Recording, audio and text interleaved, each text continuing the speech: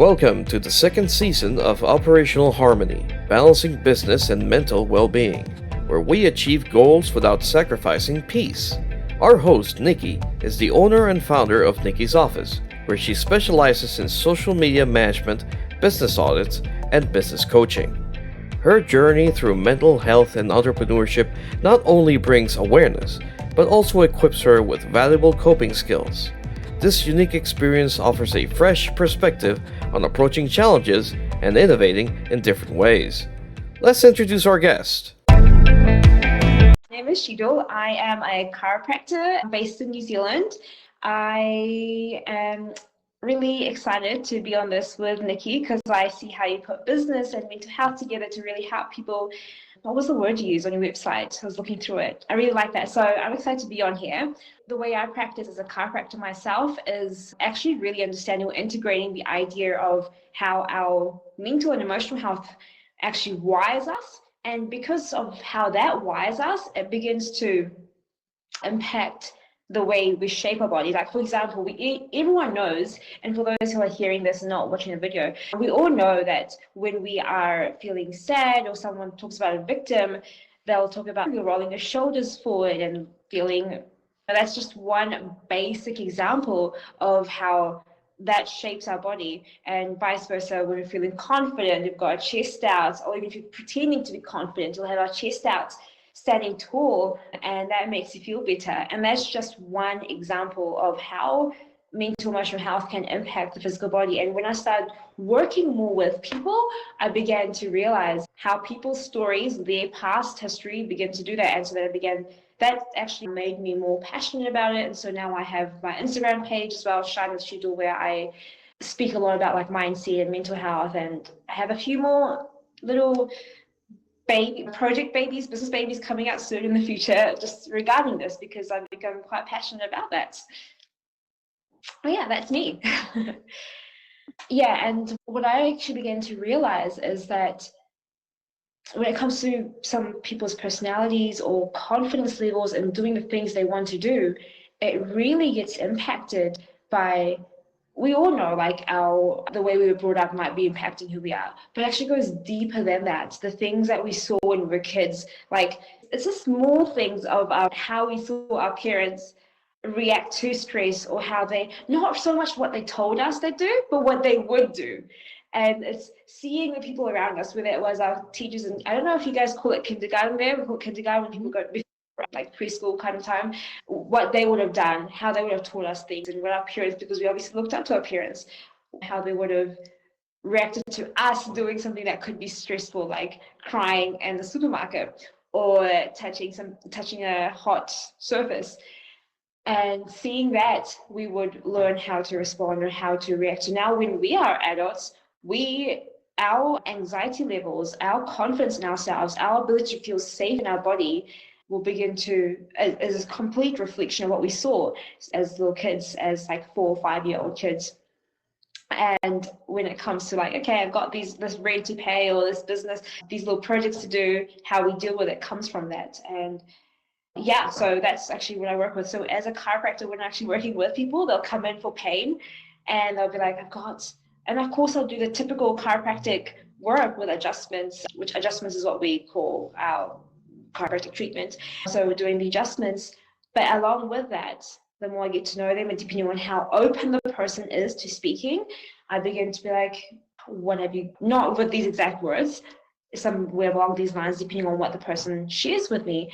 What have you gone through? Are you the oldest child? Are you middle? Do you have the middle child syndrome, or like the youngest child? And based on that, they might have been the most responsible one, or they might have felt neglected. And that obviously just from that young age start to shape how your personality and how you hold your body. And then that is what makes people vulnerable to certain, because of the posture and the way they hold themselves, makes them more vulnerable to certain injuries or areas of pain in the body as well. Obviously there's other factors, like it could be autoimmune disease or whatever, but that is a huge factor. And that's how I started diving into mental health. And I know you told me that you see a chiropractor as well. Yep, I see a chiropractor every week because I have arthritis and my body dislikes me. dislikes me. Interesting way of saying it. I usually say As hate, but everybody's like, oh, you have to be more mindful. No, my body, like I can do something twice. The first time, nothing happens. The second time, like I might have to go to the chiropractor for the second time in a week, and that like, like what is happening here? So, what do you mean the first time nothing happens? so okay, so there's a couple of kids here that aren't normally here. They are temporarily here. And the 2-year-old, I can lean down and pick her up 2-3 times in a day. She like weighs next to nothing. She's a little itty bitty little thing. And the first time I picked her up, I almost flung her into the ceiling because I wasn't expecting. Like you expect babies to have at least a little bit of weight. I mean, the 2-year-old, they have weight to them. I could pick her up some days and it's perfectly normal. There's no, like, my body doesn't like react in any way. But then I can do it again, same way I've done it every single time.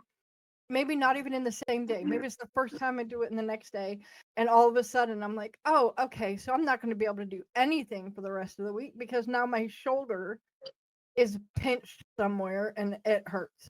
Like, Right. so it's kind of like, is my body going to react to it every single time? No. Is it going to randomly decide to have a hissy fit because I did something? Heck yes. So, yeah. It's just, Wow. And I just, shoulder, you. Sorry, carry on. so I literally will walk into the room with the chiropractor and he's like, okay, what's up? And I go, okay, this shoulder is really tight. My spine hurts in the middle of my ribs and my right hip is out again. It's like the pain is radiating everywhere. And he just goes, you are talking about your right hip this time, right? And I'm like, yes, it's still the right hip. And so he's like, okay, let's go. And we go through and he makes it better. So as always, the right hip, the shoulder, like always the the same right thing. shoulder and the right hip have been a constant for like the last 2 years. Every once in a while, it decides to confuse the crap out of both of us, and my left hip will decide to do something, and I walk in and I go, I got news. And he's like, what's that? I'm like, my left hip hurts, but my right hip seems fine. And he just kind of looks at me like, wait, what did you do? And I'm like, Yeah, I don't know. I woke up. that's There's actually, no you know what? reason to it. I find that funny because so many times people actually come to me and they'll be like, oh, my left ankle or left whatever, one side is sore, but it's the other side that can often feel quite stuck with movement, and that's because of the way the body compensates a lot. So yeah, that makes sense why once in a random while you get news of the left side. Mm-hmm. Have you ever heard about how the brain has like the some people talk about the human body of one side sore and the other side sore. They talk about masculine and feminine traits, and I've kind of looked into that, and they talk about, okay, the brain, you know how there's like a more artsy side and a more intellectual sciencey side. So some say, and I haven't really dived fully deep into this, but I have noticed a pattern with the clients I see that when there's like one side of pain, then that has to do with one side. Like if you constantly have one side of pain, that can have to do with the masculine or feminine trait, which translates to the artsy or the scientific side of the brain and how that impacts your body. So yeah, it's quite interesting how that happens and how that develops into manifesting in the body. Yeah, my therapists talk a lot about the lizard brain. You know, that part, the hippocampus or whatever that's called in the back of the head, but it's that part that is what makes it so, like for me, I can't have people just walk behind me. And then it's that automatic response of fear when you see somebody with brown hair or going into a building and you're not sure how to get out of it again except for by this one door you've just come in. Some people just react. It's the automatic reaction to something without actually thinking of it. That's where all that stuff is. And it's what causes for people with mental illnesses to freak out. That's where the panic attack starts. You feel it in your heart and everywhere else. You're not feeling it in the back of your head. That's not what I mean. But that's where it Yeah. starts. That's the one that goes, okay, adrenaline, come online. We got something to fear. There's something happening. We don't know what it is yet, but we're going to fight to the death right now so that we survive it. And so it creates those responses. I Yeah. don't like And the lizard part of the brain at all. Like, screw off. But it's the survival part of the brain, right? It's made to survive. It's made to help you survive. And you're so right there. And that's actually, and I'm glad you see that, because that relates exactly to what I was saying in a different way earlier on, when I was saying people come in and we talk about pain and stuff and how that shapes the body. And I was using it from like a postural kind of example. But yeah, it starts in the brain from what it like the way your body's okay, but the way the brain has learned to pick up signals of threat or fear.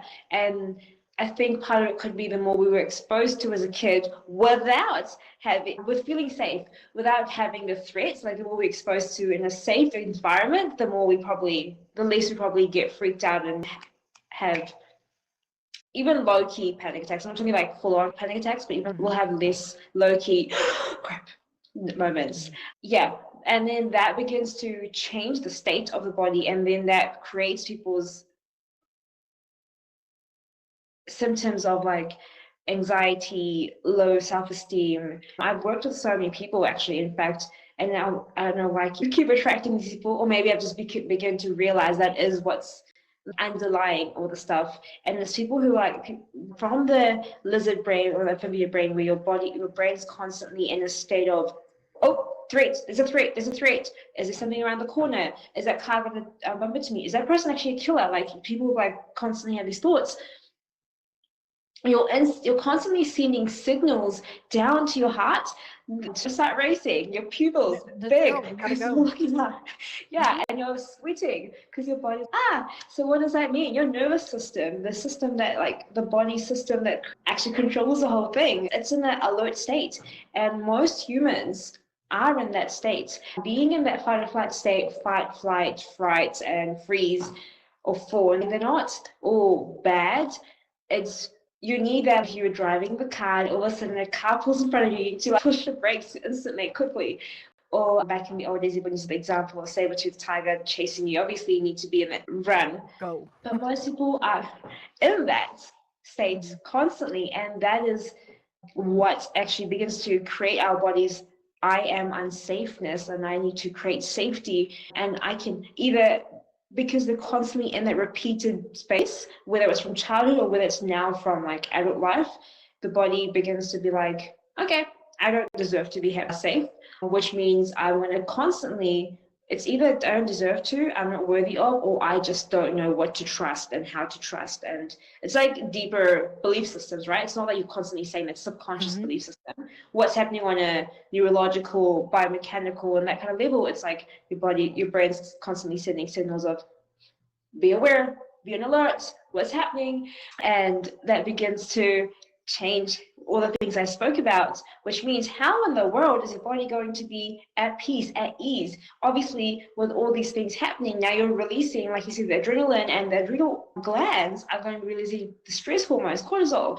Hello, inflammation. Why does everyone have so many inflammatory kind of things these days? Like they're starting to, people, like I'm not a specialist in that, and the nutrition or gut or all the different things they talk about, but so much research is coming out now, and they say inflammation is causing this.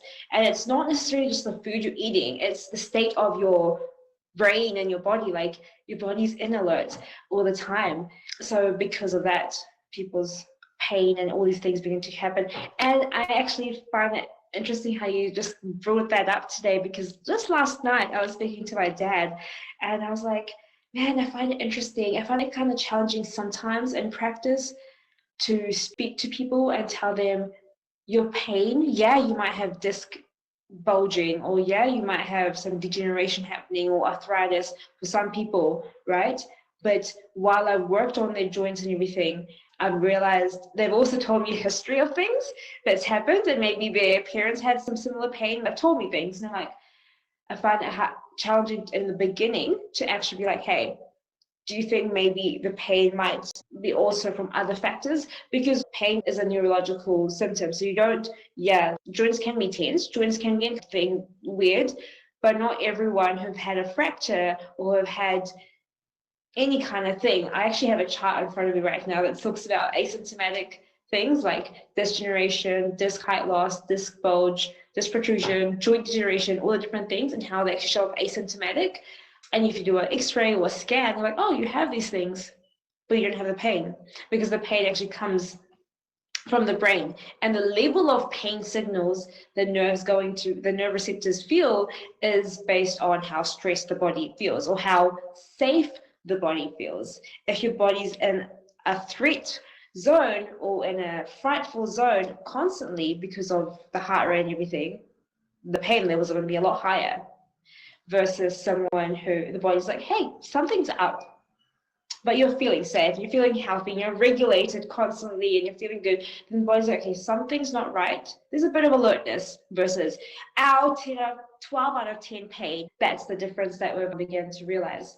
And where was I going to go with that? When I was going to speak about, I lost track of what I was going to say with that. Yes, I've realized with this is I said only sometimes I find it challenging, and that's actually just me. And so I know you do a bit of like business. We speak to business owners as well. And why I want to bring this part in here is from like the aspect of being confident in yourself and what you believe or what you want to say. That's just me thinking they won't understand me or they'll think I'm talking some woo-woo or something because I'm like, not everyone knows this in the world because everyone's just like x-ray, knee inflamed, that's why you've got pain.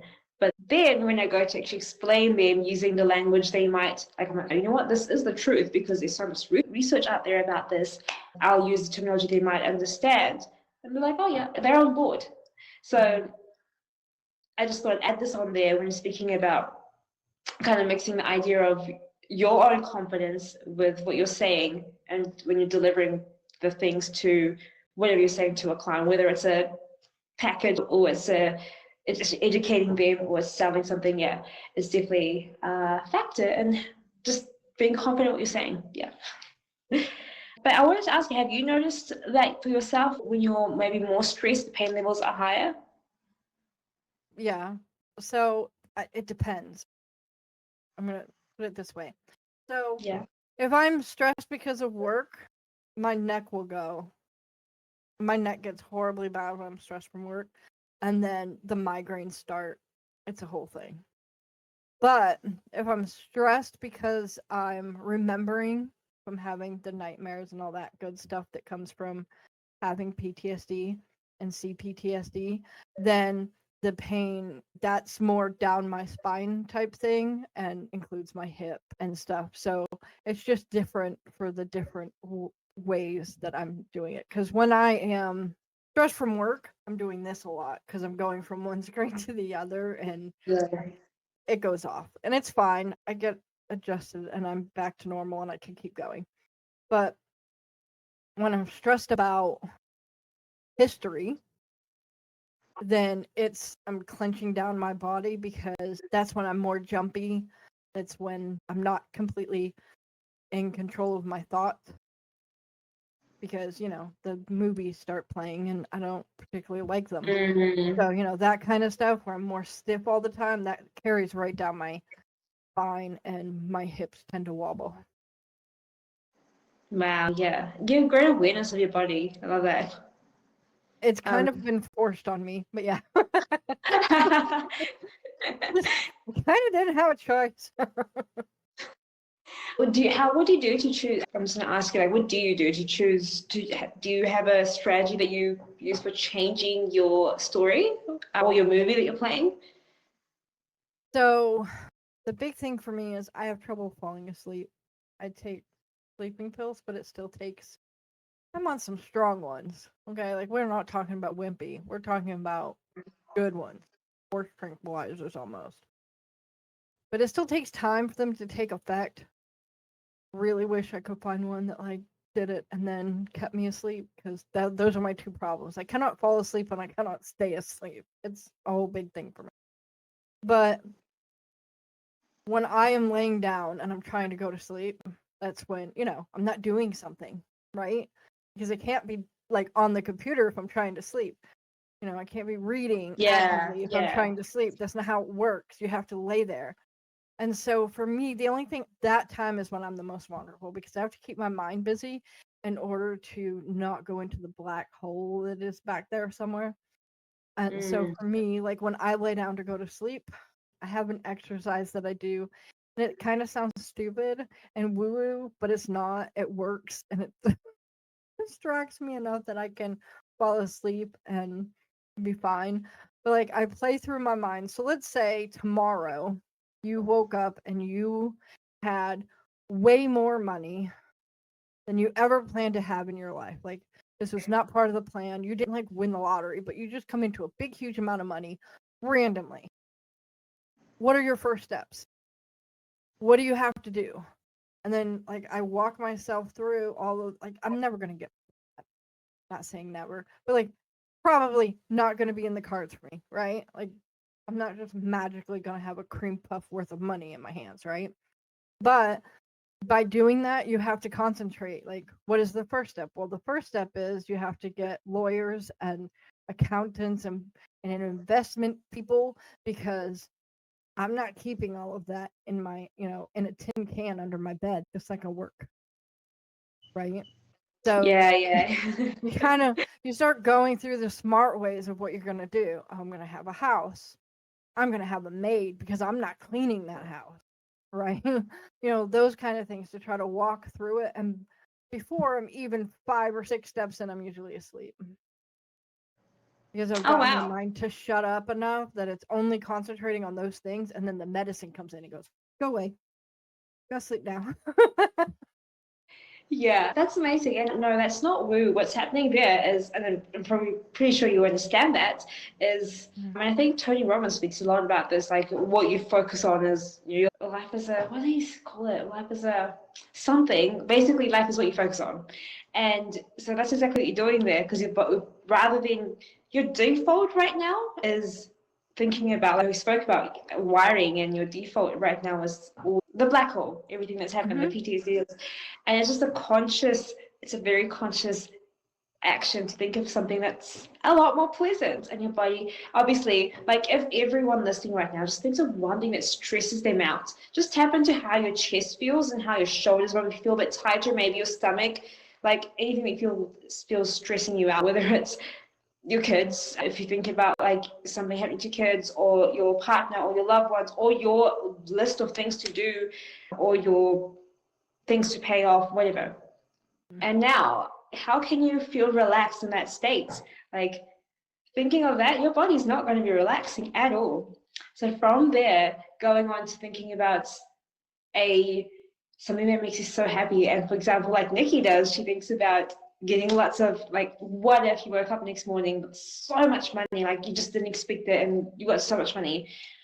What is that associating with? It's probably associating money with something really pleasant and something that she absolutely loves. It's going to probably answer a lot of problems for her, solve a lot of problems for her, give her a lot of happiness. And somebody's like, at ease. And so we're thinking about, even though there's a lot of actions to do there, because you're talking about like the broker and like getting all things, and like, oh, that sounds like a lot of work to do. But your brain was associating that with, like, obviously, because I don't know your history, but obviously compared to the black hole, that feels like a great list of things to do. So your brain's like, okay, cool. And I don't think all of it is because a lot of people wouldn't think, okay, you gotta have a lawyer, gotta have this, gotta have that. But with my family history, I have to protect what I've just been given. Because there are forces at work that would not like me to be that far ahead. And so I would have to protect it. So that's why my immediate first thought is, okay, obviously I need a lawyer, because somebody's going to try to come at me in some way. And I'm not having that. He's just going to have to deal with it. I ain't dealing with it. And then an account. I hate doing accounting. I hate doing the budget. I hate numbers. I don't like them. I was in special ed from 2nd grade until 8th grade. And so I can do addition and subtraction. Not a big deal. But when I went into special ed, it was just addition and subtraction. And then while I was in it, I did do multiplication and division, but they didn't make me memorize multiplication like most people do. And I have gaps in my education because we moved a lot. That creates holes. I went to like 20 different elementary schools. So like that 20. Yeah. That gives you gaps in your education that you have, that takes time to come back from. Well, by the time we settled down, I was in high school, or middle school, and then into high school. And so, but there was no recovering math. I recovered in a lot of other ways. Like I can read at college level, I can comprehend at college level. I'm not saying I'm super genius, but I'm not stupid either. I am smart. But if you put math in front of me, I look like the stupidest person ever. I had somebody do an IQ on me one time, like the real standardized test that they do for an IQ. And right up until I was doing the math portion, he was like, "You're gonna test higher than me on this. Like, he has a better IQ than I do." And then I hit math and my score tanks. But it is because I went from addition, subtraction, simple multiplication and division, not even long form or any of that. And then in 8th grade, when I got taken out of special ed because I was now reading and comprehending at a higher level, I don't know how that turns into, okay, she can do math now. They put me in a math class that had the alphabet in it. I walked into that room the first time and I was like, what is the alphabet doing in here? No. That's This is not acceptable. So, I mean, I did pass 8th grade, coming out halfway through the year out of special ed, and I had a guidance counselor walk up to me a couple weeks afterwards, and I was feeling stressed because it was like I went from needing to do like this much schoolwork, some very little amount, and all of a sudden my schoolwork was up here because now I was in all normal classes. And so the guidance counselor was like, "Oh, don't worry about it. We totally expect you to be here again next year." What? And I kind of went, "I don't particularly like that you said that, and screw you. I will not be here next year." I would have been on the honor roll my final semester, but I had a D in math, and you can't be on the honor roll with a D in math. I had the grade point average. That'll tell you something. I had the grade point average to be on the honor roll, but math sucks. So the whole math like even thinking of a large number, like slowly, if I concentrate on the amount of money it takes to do any of the stuff I'm doing, then my brain just fogs up and I can't, like, panic attacks start and all that. It's just stupid. But like my brain can't think when I get stressed over numbers. So I don't think about it in terms of numbers of how much it's going to cost. I'm just like, okay, the big things I have to do is buy a house and a car, right? Because those are two things that I would need. But then after that, it's simply, okay, well, we want this in there. We want this in there. It's not, oh, well, I'm going to spend $100,000 on a car because why would I? I'm going to go get a good car, right? So I'm not going to go get, I don't know what the big name brands are anymore, but like some huge costing thing that is just still a car. Not getting a Ferrari or anything. Yeah, no, that would terrify me actually, because I know how to drive and I can drive, but I can put pedal down too far sometimes. You do not want me in a Ferrari. Oh gosh, yeah. That pedal, yeah, I'd get in trouble for that. So let's not do that to me. But I just want like a normal thing. So it's not that I'm saying, okay, well, I'm going to spend at least this much on this. I don't know the prices of anything anyway.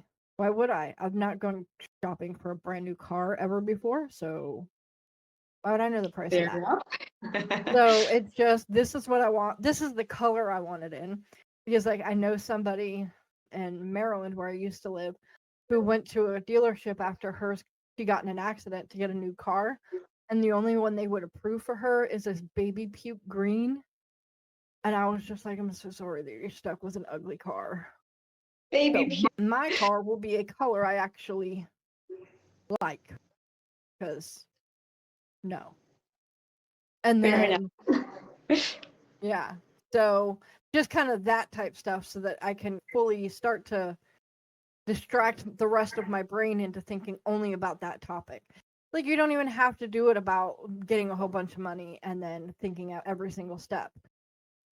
But you want to be distracting yourself, so you don't want it to be about your schedule tomorrow. That's not going to distract you. That's going to make you have more stress. Exactly. Right? Exactly. So maybe you think about your kid graduating from high school or college. Maybe they're the first one in your family that's ever done it. So, you're thinking about all the steps you have to do for them to be able to get to that point and walk that stage. Or something that if you threw it out there, you'd be completely ecstatic, whatever, super duper happy if you could do it. But there are steps that you have to do in order to get to the end. And so you start specifically thinking about those steps so that your brain has something to latch onto. Because Exactly. distracting your brain from the black hole is necessary, because you get sucked into that and you can't get out of bed for a day or two or three or however many, right? So it's kind of helped me stay out of that and come out of that. So I don't know. I'm weird though, so I don't know if it's going to work for everybody, but it's just kind of what I do, which is why I say it's woo. It's not, it's so, you're not weird, first of all. I mean, we're all weird. We are all weird in our own ways. So that makes you not weirdly weird. But your strategy is what works for everyone, just not the thinking you're going to, just not maybe thinking about the lawyers and all the different things. Because I personally think, whoa, if I got a lot of money, I don't want to think about that. If I got a lot of money, I'd be like, okay, I'm going to give some to my parents, some to this place, some to this place, and then the rest for me. Make sure the business, put more into my business for that too, and grow and travel. Yeah, great. That would be my thinking. Not really, but see, like what you're doing, the keeping the brain busy, because the brain is, it's not like your brain's ever going to shut up, like not until you're dead, like it's always going to be working, but you're just you're choosing very consciously to think about something else, because you are going to put your body into a state of stress or a state of happiness or bliss or fear or anxiety or lack of confidence or whatever, based on your thoughts, like what's constantly happening in the brain. So it's just a matter of, this is default system, like a computer has a default system, or are you going to put new software in there? And that is you consciously choosing, hey, stop, we ain't thinking about that, we're thinking about this now. And so yeah, that works, that really works. But really thinking about it and feeling into it is what really acts. So for people who like constantly feel like they're lacking confidence or they get anxious quite quickly, this is a beautiful thing to actually change, because there is no one truth, right? People say fake it till you make it, or there's no one truth. And what that basically means is there's so many sides to a story. It's not just like a coin, two sides. There's so many sides to a story. So many, like one person can look at a situation and 10 people can look at a situation and they'll see 10 different things. So just choosing what truth you want to take from it. I'm going to step up on stage right now and speak about something. Okay, that's freaking me out. First of all, wait, I'm going to take a step back. First of all, it's important to acknowledge it, and which you're already doing. You're already acknowledging that you've got PTSD and stuff. So, but for everyone else, take a step back and be like, okay, what am I feeling? Not just, I hate this, because obviously that's you running away from it. What is it that you're hating? Are you feeling scared? Are you feeling traumatized? Are you feeling in threat?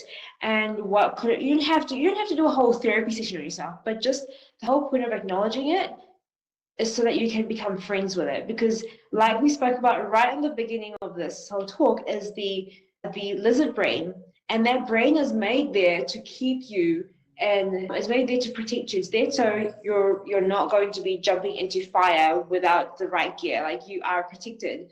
So thank you, brain, for telling me that I could slip up when I'm on the stage. Or thank you, brain, for saying I could forget things. But that's only a certain possibility. There's also the possibility that I'm going to be rocking it, I'm going to sell the product, I'm going to influence people, whatever your goal is. I'm going to say things. And if I do slip, I can make that part of a story. If I do forget what I'm saying, I can say, oh, I forgot what I was going to say. Let me look at my notes because I do have notes, or I do have this PowerPoint, or I can just skip that and tell people, I do that person that, I forgot what I was going to say there. I'm going to come back to that if I remember. And if I didn't have notes, because sometimes I think I'm cool and I won't need the notes. We all forget things. We all get a bit of like stage fright sometimes. So yeah, that is really important. So acknowledging, becoming friends with it, and then like, because the fear is part of a protection response for your body, or anxiety is part of that as well. But it doesn't have to override you, it doesn't have to overrule you. And once you've done that, you can be like, okay, I want to focus on the other side of it. Let that be the ruler. Like, all these things can exist. Actually, you know what? Just before jumping on the podcast, I was actually doing a story on this on my Instagram about how so many truths can exist in what we're feeling and experiencing. So you can feel anxious, you can feel happy, you can feel nervous, you can feel excited, and feel at ease. And so in the situation, what we spoke about with going on stage or whatever it might be, you could be feeling anxious, you could be feeling freaking nervous, and there could be so many of those kind of feelings. But you can choose to become friends with that, and then focus mainly on the idea of like whatever your why is. For some people, they're like, I'm really gonna make some money here. For some people, it's I want to make an impact here. Or some people, it's I just want to step outside my comfort zone. That is a big enough why for them. Great. Focus on that. And then, so when it comes to the sleeping situation or socializing situation, why are you there? Or I need to get rest because I want to make sure this doesn't really work for people with the sleeping one. For so many people, it's not like the biggest why. Because if you have an issue going to sleep, you wouldn't even have an issue going to sleep in the first place if this was a big pull. I need to get to sleep because I want to get XYZ done tomorrow. No. So yeah, that's why I said don't concentrate on the schedule for tomorrow, because that yeah. just makes it worse. yeah, exactly. That is a huge thing. Sorry, go. For me, if I'm nervous about what's going to happen tomorrow morning, if I have a super important 9 a.m. meeting, I'm not sleeping the night before. And it's Not at not all. because I don't want to, I can't. I literally can't. I could take my sleeping pills and still stay awake because I'm like, I have to make sure that every moment is going to be right. I have to think about every single, I have my days. But so sleep for me is one of those things where sometimes my body just kind of goes, yeah, we're not doing that. And I have no say. I can lay there and go completely through everything I can think of on my list of things to do. And still, it's just like, haha, I'm not doing that today. But so it's not even consistency. So if you do that enough, as soon as you start thinking about it, like you'll get to like maybe the second or third step and you'll fall asleep on good nights. Yeah. If it's a bad night, you have to acknowledge it, because sometimes you're gonna have a bad night.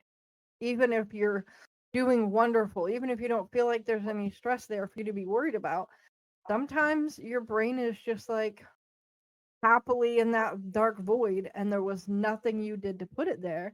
But it doesn't mean you're gonna be able to get sleep or whatever it is you were hoping to do done. And right? it's just accepting that, yeah. And accepting that, because of course there's ways to work through things, and it's a long process to eventually get there. And there's so many, when I say this, it's not to say, the point is to acknowledge where you're at right now. Yep. It's a journey, and I only say that of course things can get better because I know there are so many multiple ways in the world to, quote unquote, for like later to fix something, right? But it's just what way works for the body. We might not have seen that right now. Maybe it's a journey, a process to unwind or go through. So acknowledging that, because if you are like, damn, this is a crap night, and you just sit there in that and you're not actually accepting it, then it's just going to make you stress more. And that's going to put your body more into stress, more into low turmoil, more into everything we spoke about. Tomorrow you're going to be sweating and probably have some gut issues and probably have like more heart rate high and everything. Like, yeah. So accepting it makes it that tiny bit, or 50% better even maybe. So yeah. Yeah. The key to most things, whether it's mental health or business, that I have found, the biggest key, the biggest thing that will unlock the secrets of the universe is identifying whatever it is. So you have to identify, okay, I'm having a bad night. That doesn't mean you're a bad person. It doesn't mean you are whatever happened. It just means you're having a bad night. This happen even to normal people. Normal-ish, because I don't know that normal is a thing. People, you look at some people and you're like, they have their life together. I'm telling you, they have had bad nights. They have had, even Tony Robinson, like you mentioned before, they're guaranteed he had something, he had a bad day. He had something fall through that he was looking forward to happening. Guaranteed. 100% know I'm talking truth. And I don't know the guy, right? Yeah. Because that happens, whether it's business or life, it happens. And so identifying where it came, where, that it is there, and saying, okay, I'm having a bad night, and then making a choice, because that's the other part of it. You can identify the crap out of it and just be like, yeah, this is a bad night. It's a bad night. Oh, I can't do anything about it. No, you can do something about it. Go, if you're trying to go to sleep and you just can't because it's a bad night, go do something for an hour and come back to bed and try again. Walk away. Go take I'm not saying go take a walk, because I don't know how safe your neighborhood is at midnight, but you do you. Walk around, walk in circles in the living room. I don't know those types of things. I don't know what you can do. Go back to your computer and play a game. Go find, there's games that you can play that aren't hard. Like, I'm not saying you have to go play WoW for an hour. Go find solitaire. That'll make you mad. That might make it more easy to fall asleep.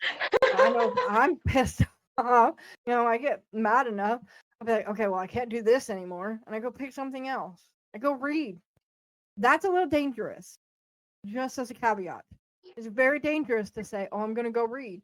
Because if you get it to a good part in that book, good luck putting that sucker down. Can I add, though? I would say if I get a good book, I would still fall asleep. For me, reading is like easy. I'm going to read this book so much, but it's the easiest way to fall asleep for me. And, the tips of like gaming and stuff. In the ideal world, you don't want to be looking at the screen. But if the blue screen wakes you up, not great, stimulates the brain. But in the world of the brain is really hyperactive. What works for you if you want to kind of chillax? Get the brain to calm down. Oh, I feel like I'm saying the wrong thing there, but for your mind to kind of relax, so the body to come into a different state, to go away from that black hole that we referred to earlier, then that could be something you look into. But ideally, what you definitely want to do is find a way to get your body feeling safe. And that's actually how I even began realizing all this stuff, is because there's so much, we learned back in chiropractic college that doing adjustments regulates the nervous system, changes the brain activity, and they've seen how the prefrontal cortex begins to open up, and the way the body responds to stress changes. But the more I delve deeper into this, and now the more nervous system has become a topic, a trending topic on TikTok and everything, I began to realize, as I worked with people, and they're like, oh, I struggle to sleep. If with adjustments to help regulate the nervous system, right after that, sometimes I might get them to pop their hand on their chest and their belly or something. I'll work on, if it's the right time, telling them, like, thinking of what makes them feel safe. Because if I just say, hey, say I am safe, that's just saying something random that doesn't really relate. Yeah. That's the like woo. Yeah. But then thinking about what makes you feel safe, and as they breathe, and it can be really hard. But for some, if I've worked with them, obviously I've created relationships with some people. It might be their husband, might be their childhood home, might be thinking of their parent or grandparent that's passed away. But so obviously it becomes emotional for them, for some people. But then they tap into the feeling of feeling safe, and then they breathe into the chest. Because when we, as humans, when we like hug someone, if you are a hugging person, as kids though, that's how we did feel safe. So holding your own chest and just breathing into that area, allowing your breath to kind of go through the chest. Why I say through the chest is because so many humans now just breathe in the shoulder and chest area rather than going all the way down, which is the body's way of being in a stressful state. Because when you are running, you breathe up here in the chest. You're not breathing into the abdomen, versus when you're relaxed, your body's completely in a parasympathetic state, you should be able to breathe into the core. But yeah, thinking about what helps them feel safe.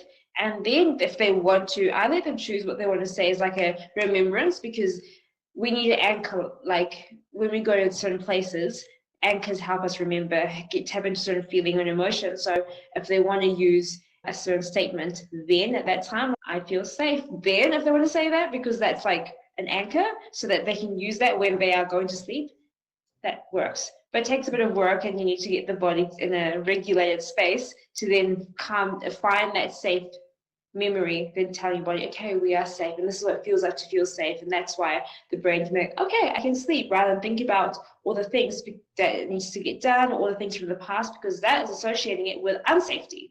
Like your heart rate and your brain is going to be active.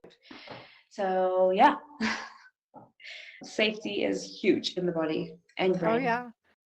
I'll tell people that I have a huge need to feel safe, so please don't touch me. When we first moved into a ward, ward is a church building, but my hair, I usually always have it in my braids because my hair is down to my waist. It is way better and way easier to manage when it's in the braids. Of I like course. my braids. But sometimes on Sunday, because I have migraines, I can't get my hair braided because my head hurts too much. You're pulling on my hair because I might elbow you type deal because of the pain. So I wore my hair down one Sunday, and somebody sitting behind me decided that was a great time to put their hands on me. I had locked myself in, so I didn't try to hit backwards or anything, but I was stiff as a board the whole time she had her hands on me because I actually thought it was her very, very old husband that had their hands on me. It took me a full minute to realize it was a female and that I was okay, instead of it being the guy, which I would have probably gone Chucky on just because I have my issues. But so my friend who was there, after I'd been touched, I leaned on her for a second because I can make the choice to touch other people. And I know that she's fine with me doing that if I absolutely need to. But at the same time, I didn't ask nor want that touch. Like, it wasn't welcome. And so I've had a lot of that in my life where people are just like, oh, I get to touch you. Especially with long hair. People are always like, oh, I could touch your hair. Try to be pregnant around people. Yeah, how'd you grow that? Yeah. You get pregnant, everybody expects to be able to touch, rub your belly like you're the Buddha. Yeah. I don't know you. You're like, people walk up to you in a grocery store and start rubbing on your belly. And I'm just like, who the heck are you? Yeah. That's weird. People actually, just random people. Yeah, random people. If you're pregnant, you can expect just random people to be like, you're bringing a beautiful life into the world. It's so wonderful that you're pregnant. Like, the whole time they're talking, they're rubbing your belly. And oh my gosh. I'm amazed I didn't go to jail. I don't know, people actually, I've seen people do the hair bit when people see long hair. Like, wow, you've got long hair. How do you do that? Like, I've seen that, but the belly, I feel like that's so intimate. Like, that's really wow. Yeah. And that you're also touching the baby. Have you asked the baby permission by doing that? Oh, I mean, and then the baby comes out and then you tell kids. If you ever think about it, we tell kids that they shouldn't allow touches from strangers, right? Yeah. And then we bring them to a family reunion around people they've never met before and start demanding that they go give that person a hug because they're family and you have to. What does that tell them? First of all, there's no choice. Where's the safety? And this is a stranger. Like, yeah. Wow. I mean, those kind of things can happen with strangers, but can also happen with people inside the family. And if you're teaching your kid that they have to allow anybody in the family to do whatever they want to them, not exactly the best look. Anyway, some people get people are like, you can't do that. Uncle Tom has to be able to have a hug. No, Uncle Tom doesn't need to have a hug. Not from a 5-year-old. Not from a 10-year-old, not from a 15-year-old who doesn't want to. Yeah. My body, my choice. I get to choose. And it's not even about all that kind of thing. I'm saying I get to choose who touches. I get to decide who I'm going to give hugs. And isn't it interesting? Like, this is where our confidence actually comes from. If we can't choose, then how do we have confidence in ourselves to do anything else in the world? Because we had to do something we found very uncomfortable. And I can say that some of the things that I've had happen to me in my life would have been easier if I knew I had a choice. That's powerful. Where if I knew that my voice mattered, if I knew my opinion mattered, if I could say something to somebody and they would believe me, some of the things that happened to me wouldn't have happened.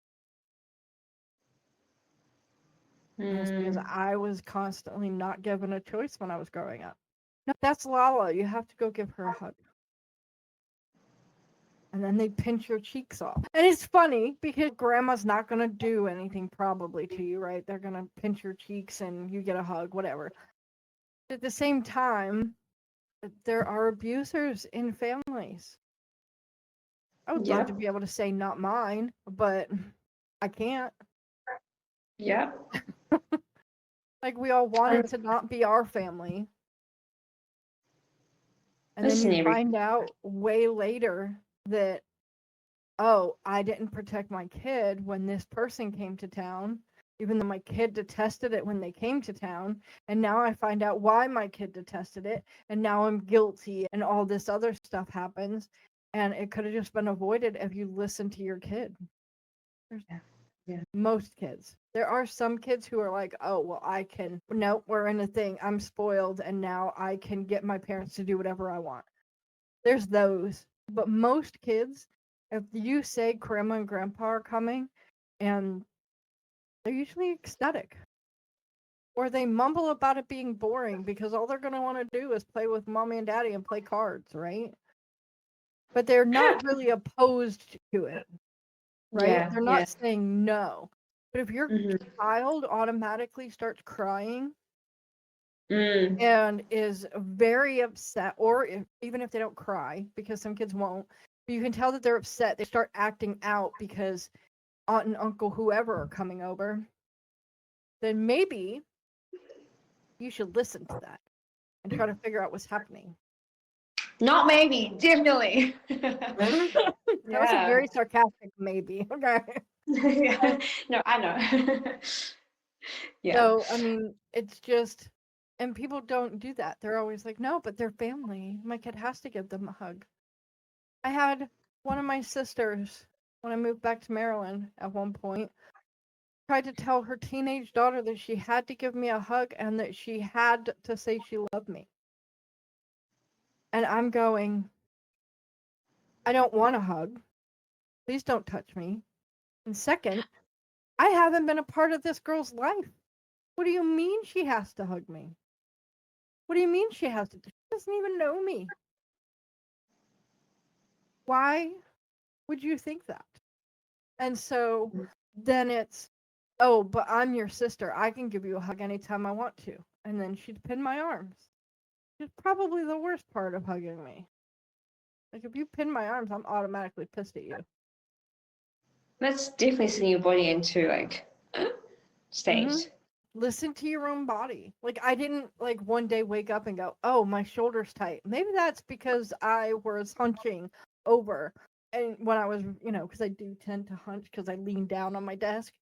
But listen to your body. Listen to what it's telling you. When I breathe some days, I'm going to go, maybe I should make sure I have my inhaler with me before I go anywhere because my lungs seem a little off. It's not that I can, like, quantify it. Like, if you listen to my lungs, you'd be like, oh, there's nothing wrong. You're fine. But I know that I am, like, this close to going off. So if I meet somebody who has a lot of perfume on, it's going to get better. Yeah, perfume, sensitive. I'm very sensitive to perfume. Like, not from a breathing point of view, but just smell point of view. So for me, my asthma is triggered in two different ways. My asthma is triggered by strong smells, and it doesn't have to be perfume, but that's just the most prevalent way. Like, I can't go down the laundry detergent aisle at Walmart. Oh, wow. I can't breathe. Mm-hmm. It gets bad. Going down the highway or whatever, those trucks that have the black smoke coming out of them because they're whatever. Yeah. Sometimes they have the black smoke. If it's not on recycled air in the car and we're just breathing car air, I will have an asthma attack to the smell of that because it's so strong. Driving by somewhere where a skunk went off, I'm gonna have an asthma attack if I'm that close. So, I can make sure. I mean, I always try to have it, but I obviously, if I'm like, oh, this could has the potentially to be bad, so I I double check that the inhaler is in there and that it has plenty of puffs left, right? To everyone listening, whether you're listening for the mental health part or you're listening for business, if you're listening to listen, Nikki dropped a really good bomb there with saying, listen to your body.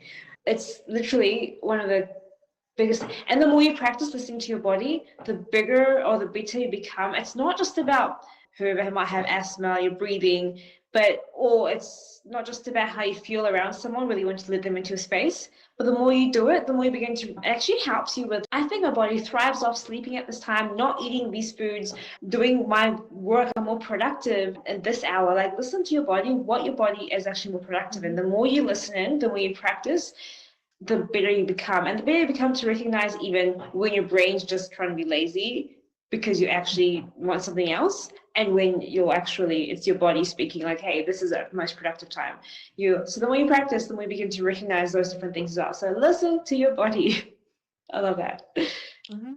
And listen to the people around you. If you have kids, a spouse, listen to them, and not just their words, because people will show you how they feel about you with their actions. So listen to their actions. Listen for what they're doing, for what they're saying.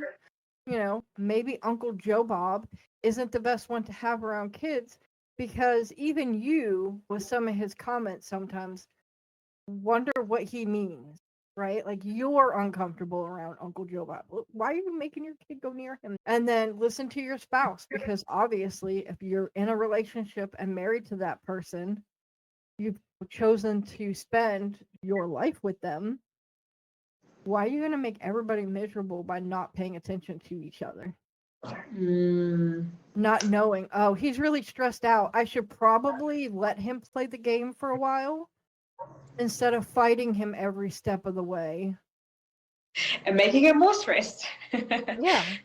And there's that whole thing where if you're not a gamer and you marry a gamer, leave the dude alone. Leave the chick alone. Just, if it becomes obsessive and that's all they ever do, then maybe.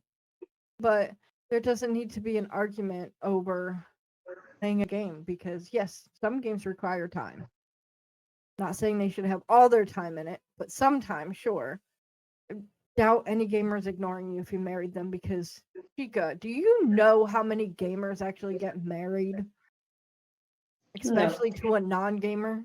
Like, it's not a real high thing there, but they do have a lot of divorces because all he ever wanted to do was play games. He played for an hour 3 times a week. I think you need to shut up. Kind of a thing. Wow. Like, it's a hobby. Just like you have your sewing or your crocheting. Yeah. How much time do you spend doing that? Point. That's true. Yeah. You like going wandering around Michael's every Saturday for 6 hours. He spent less time gaming that day than you went shopping. Right? You have your hobbies. He has his. Stop being all weird about it. But yeah. Good point you made there. Understanding each other's hobbies, right? And then, because that's what helps you bring the best you to the partner as well. Okay. Hey everyone, thanks for sticking with us. Before we dive into our next topic, I just want to take a quick moment to remind you to like this video, subscribe to our channel, and hit that notification bell. That way, you'll always be the first to know when a new episode drops. And we want to hear from you. What topics are you most excited about? Drop your thoughts in the comments below. Your feedback helps us create content that you love. We've got some exciting stuff coming your way, so don't miss out. Now, let's switch gears and jump into our next discussion. So, for the business side of things, it kind of dovetails in because I wanted to do work-life balance. So, it kind of goes right off of what we were just saying. If you're listening to yourself and you're listening to your spouse's actions and words and stuff, then kind of, your balancing act, right? Because we have to work, because work is whatever it is. And if you're a stay-at-home mom or whatever, you may not work, but 9 times out of 10 in the US anyway, moms who work at home maybe do blogging or they do other things to try to create income to try to buffer the family. So they're still doing work. It's just differently handled because they have a kid on them the whole time. Kudos. I couldn't do it. I'd have to go put my kid in a dog kennel or something. I would not actually. But I just can't have people hanging on me. It's a thing. But so that kind of gives you your line. Okay, so husband leaves at 5 a.m. to go to work. I don't even have to get up until 7 or 8 with the kids. Well, he's already been working for however long, right?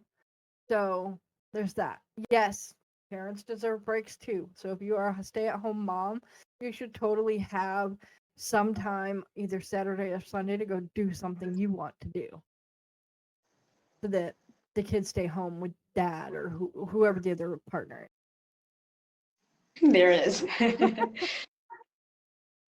But there has to be balance between always doing your main job, whether that's the husband who's doing a main job, the wife, or both, and then the family. Because maybe you have dinner every night at the same time, and your husband tries to make it home every day, at least a half hour before that time starts, so that he can help corral kids and set the table. Doing different things like that to support each other and still make sure that work is work and life is life. Because even me, okay, and I live for having things to do. Even I, towards the end of the day, which for me can be 7 or 8 o'clock at night sometimes, I then relax. I'll go read. I'll watch videos on YouTube. I'll play games because, yes, I am a gamer, right? And so I do those types of things to try to relax and to take a step back away from work. Because if I only had business in my mind all the time, I'd burn out. And being burnt out is no joke. Coming back from burnout is just as hard as coming back from trauma. Because your brain is willing to keep doing, but it's like that executive function thing that ADHDers and autism people talk about, where they want to do the thing. The thing is right there, and it would be easier for them to do the thing, but they can't. They cannot get their body to do. And I have those times too, where I'm just like, no, you have to get the thing done. You have to stop not moving. Go. Because my body's just like, yeah, no, we're not doing anything today. You know what you're doing to my plan. So at the end of the day, it has to be the end of the day. You have to have something else that you're doing, and you're taking your mind completely off of work. And I mean that for the busy executive as much as I do for the janitor.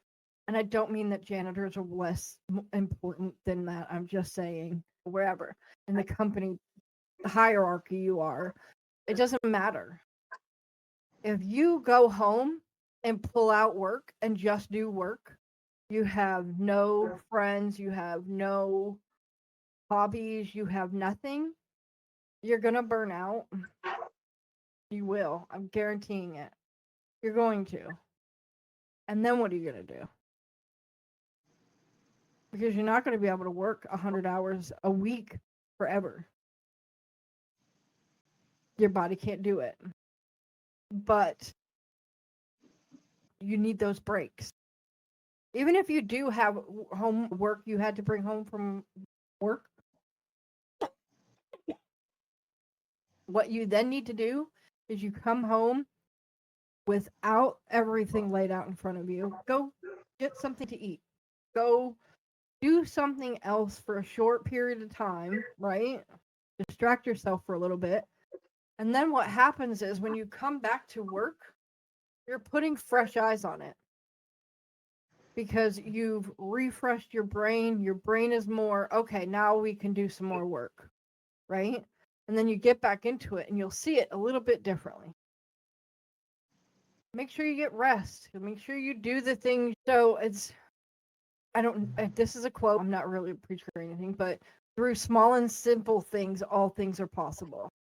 So if you're brushing your teeth, going to bed at a decent time, doing the simple things, eating right, that kind of thing, then you're less likely to burn out because you're taking time away from the work side of things to maybe get things done, right? You have your brain on something else. So you're less likely, not likely. Caveat that. I'm not saying if you brush your teeth, you're not going to burn out because that's the stupidest thing I've ever not said.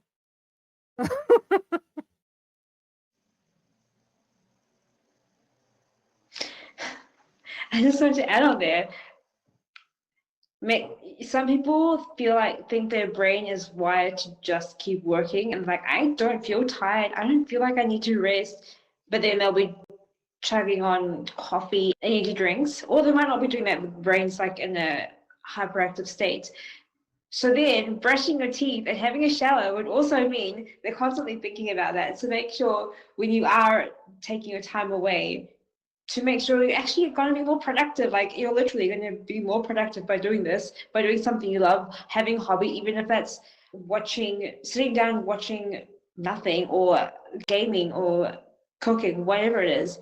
Just kind of switch off the brain for that. It's not that your work is a bad thing. It's so that your brain is able to have creative time, because your creator is like so many different characteristics. So to get more productivity and more creativity and more better outcomes in business, it's so important, so crucial with what she said, to take those breaks. But those breaks doesn't mean that while you're taking a break, you're on holiday or whatever, you're driving a long drive or going out for a run, but you're still thinking about that. Yeah, it's fine if you are on a run and your brain like all of a sudden gets an idea, maybe pop it down on your phone and then think about something else again. Just wanted to add that. Yeah, when you're doing your other thing, it's not, I'm going to go, eat, but I'm only going to think about the problem I'm thinking about for work. Because if you do that, you're not actually taking a break. That's not taking a break. I don't know who lied to you, but that is not a break. Definitely not a break. I love the way you put things.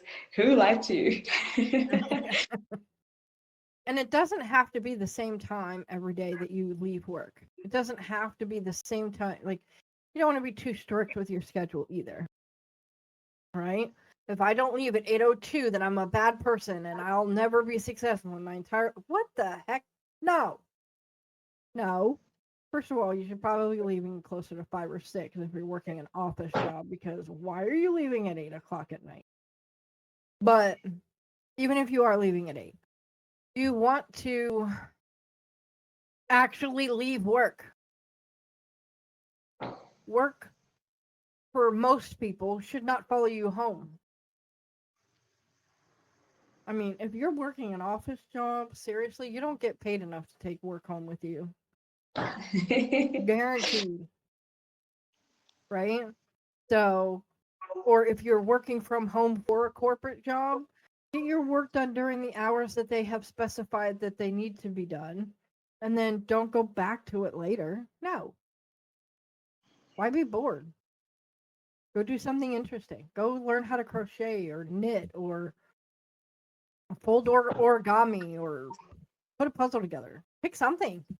Anything. I'm pretty sure you can even learn how to put like little sticks together to make boats and put them in a wine bottle.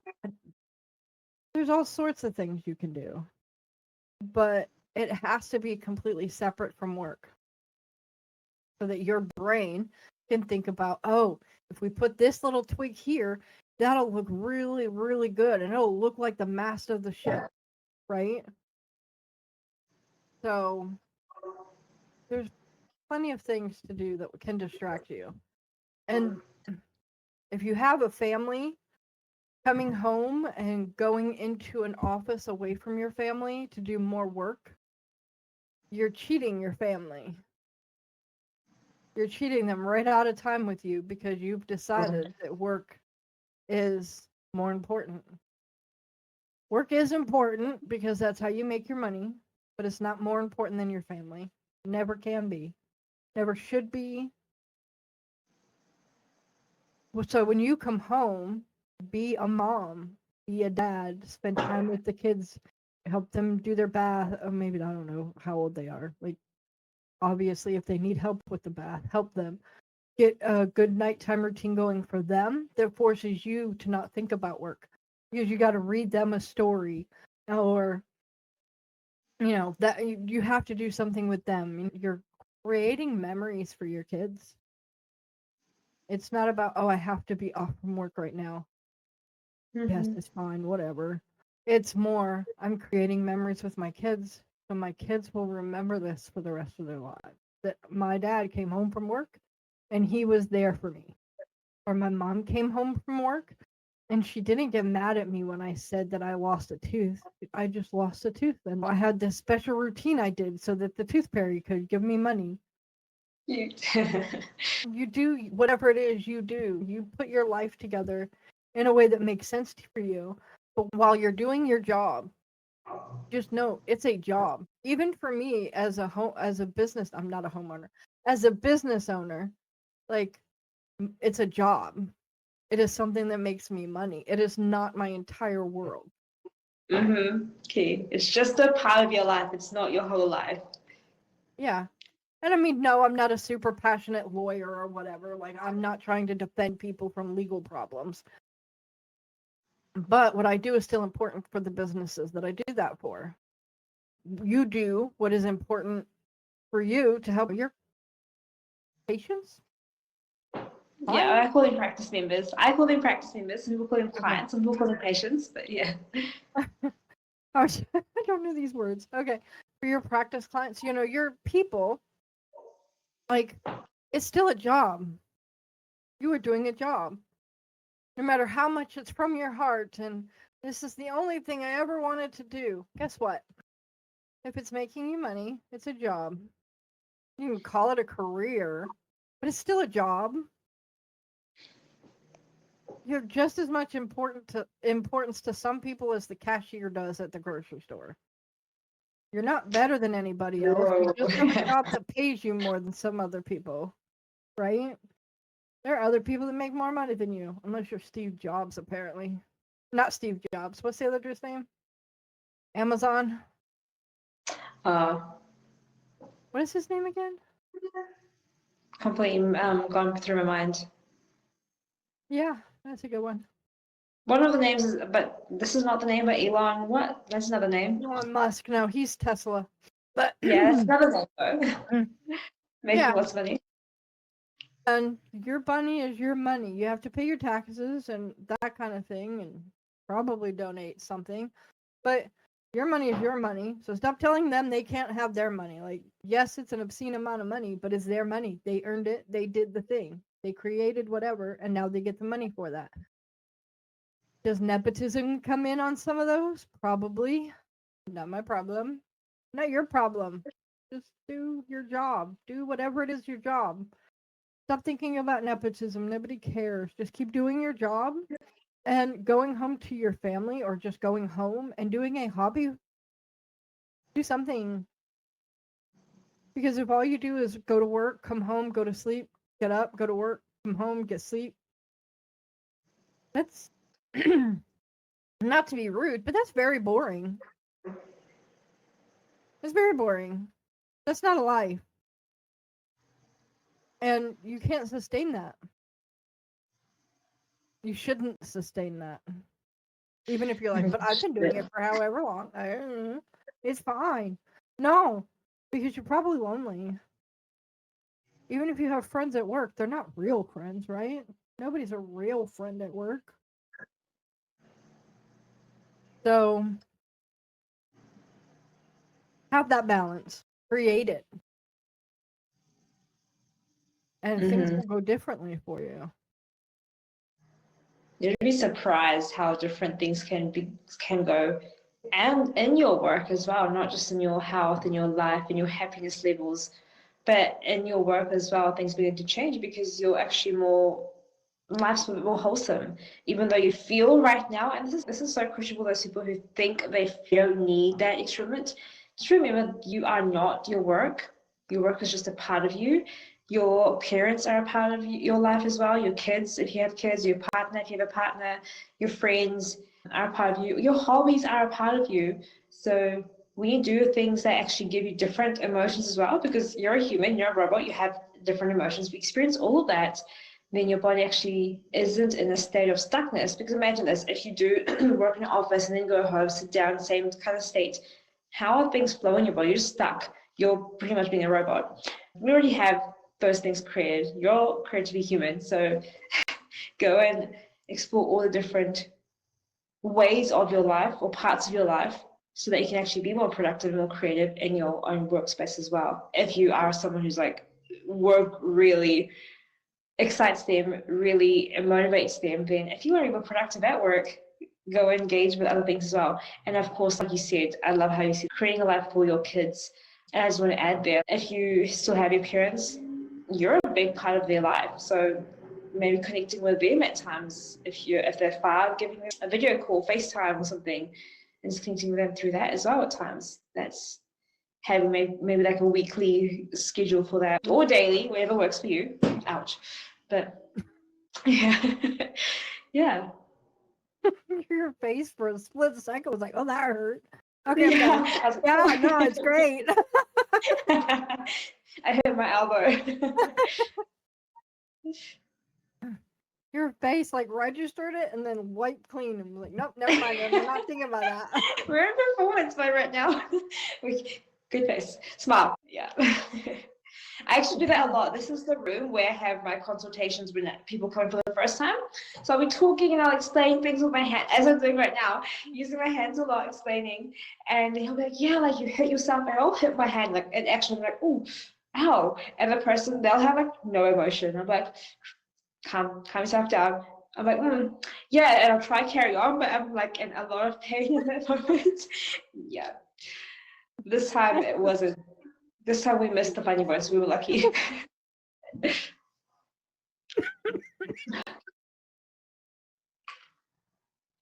I have seeing issues. One of my problems is my depth perception is off. And so if you walk me down a narrow hallway, I'll bounce off the walls like a drunk. Oh,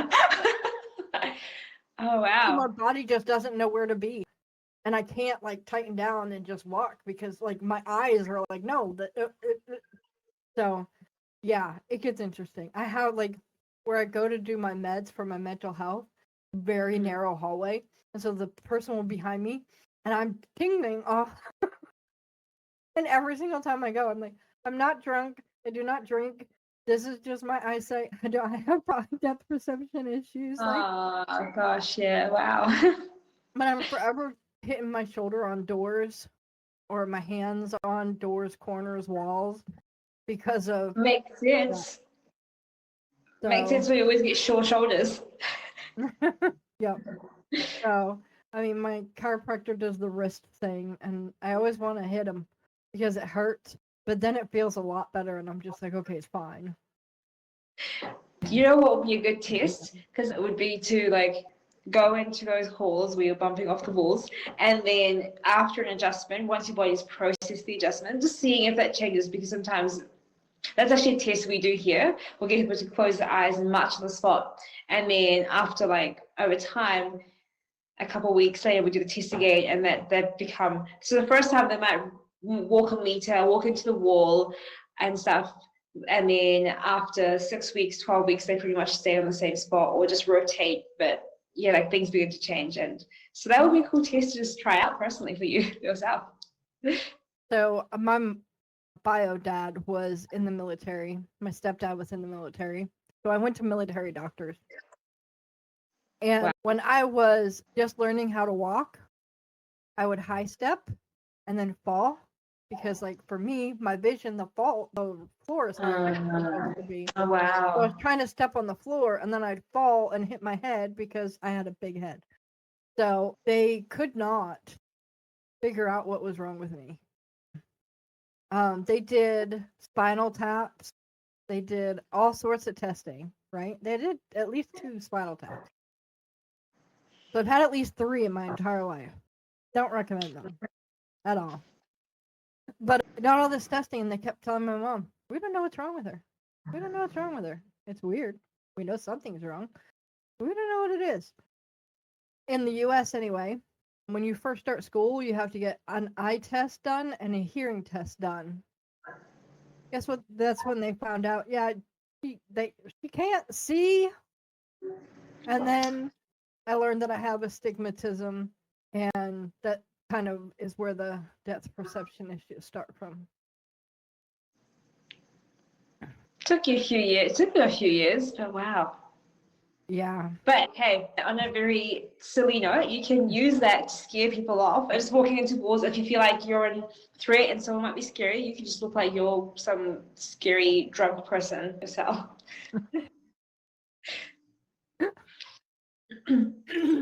Okay. So do you have any final thoughts? I would just like to add on everything we said or summarize. Is I think everything we spoke about really just linked into each other with creating safety in your body. If your body's good, because that will help you sleep, that will help you be productive as well, that will help. And creating a life balance, work-life balance also means that your body doesn't feel like it's in the go zone, because for most people, 99.9999% people, I'm sure, there might be that random 0.001% that's going to say they work in a very zen space. Work can relate to to-do lists, and that means your body's in the whole thing we spoke about, where your body goes into the sympathetic state, heart rate goes higher, eyes, brain, everything we spoke about, sweating, tensing muscles. That means your body's not in a safe space. So it's in a go state. It's in the space. If you're running from a tiger, that's what your body does. So making sure, that's why the work-life balance also becomes very important. And that actually, creating that balance will help also the way the body feels, which then means the brain feels. So it will feel actually like it can be more productive, because if you come into a calmer space, you're going to be able to tap into your body more. And like we said, listen to your body, because if you're able to listen to your body, you'll be able to know, oh, I am feeling anxious, or I'm feeling fearful or nervous or scared. And yeah, they might sound like the same thing for some people, but for different people, they don't relate to the same way. Someone might be like, I'm not angry, I'm mad, or I'm not mad or angry, I'm just irritated. Like, different words mean different things. So recognize it and become friends with it, and then work with it and choose your focus. And with the focus, that again links in with what we spoke about. So I think you had some really good points that you noted, and I loved how you also linked into listen to your families or people around you, their body language. That was really cool. But yeah, thank you. This is really fun. Thank you. I enjoyed having you here.